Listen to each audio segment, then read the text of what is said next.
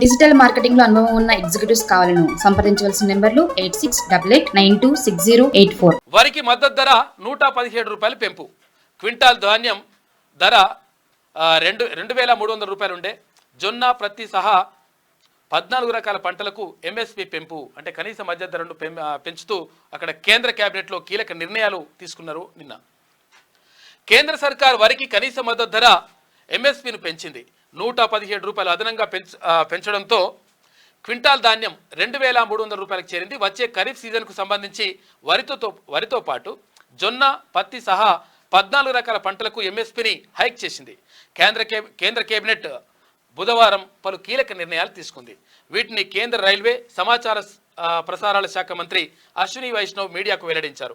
వివిధ పంటలకు మద్దతు ధర పెంపుతో కేంద్రంపై 2 లక్షల కోట్ల రూపాయల భారం పడుతుందని తెలిపారు. ప్రధాని మోడీ ఎల్లప్పుడూ రైతులకు ప్రాధాన్యం ఇస్తున్నారని చెప్పారు.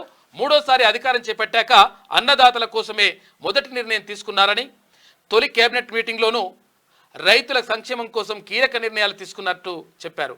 అయితే ఉత్పత్తి వ్యయం కంటే ఎంఎస్పి కనీసం 1.5 రెట్లు ఉండాలని 2018 కేంద్ర బడ్జెట్లో నిర్ణయం తీసుకున్నామని, దీనికి అనుగుణంగానే ఇప్పుడు కనీస మద్దతు ధర పెంచామని అక్కడ కేంద్ర మంత్రి అశ్విని వైష్ణవ్ చెప్పిండు.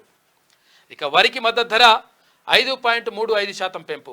ఈ సీజన్లో వరికి ఎంఎస్పిని 5.35% పెంచారు. అంటే అదనంగా 117 రూపాయలు పెంచగా క్వింటాల్కు 2300 రూపాయలు చెల్లించనున్నారు.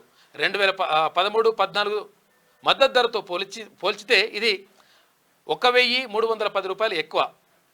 ఇక మధ్య రకం పత్తికి 7121 రూపాయలు, లాంగ్ స్టెఫెల్ రకానికి 7521 రూపాయలు పెంచిందంట. మొత్తం మీద మద్దతు ధరను పెంచుతూ కేంద్రం నిర్ణయం తీసుకుంది. 117 రూపాయలంట.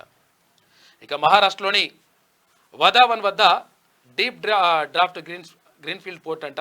తమిళనాడు, గుజరాత్ తీరాల్లో విండ్ ఎనర్జీ ప్రాజెక్టులు, వారణాసి లాల్ బహదూర్ శాస్త్రి ఎయిర్పోర్ట్ విస్తరణ, మద్దతు ధర పెంపుతో కేంద్రంపై 2 లక్షల కోట్ల రూపాయల భారం పడుతుందని చెప్పేసి కేంద్ర సమాచార శాఖ మంత్రి అశ్విని వైష్ణవ్ వెల్లడించారు. ఇవన్నీ కూడా నిన్న కేంద్ర కేబినెట్ నిర్ణయాలు తీసుకుంది. డిజిటల్ మార్కెటింగ్ లో అనుభవం ఉన్న ఎగ్జిక్యూటివ్స్ కావాలను సంప్రదించవలసిన నెంబర్లు 8688926084.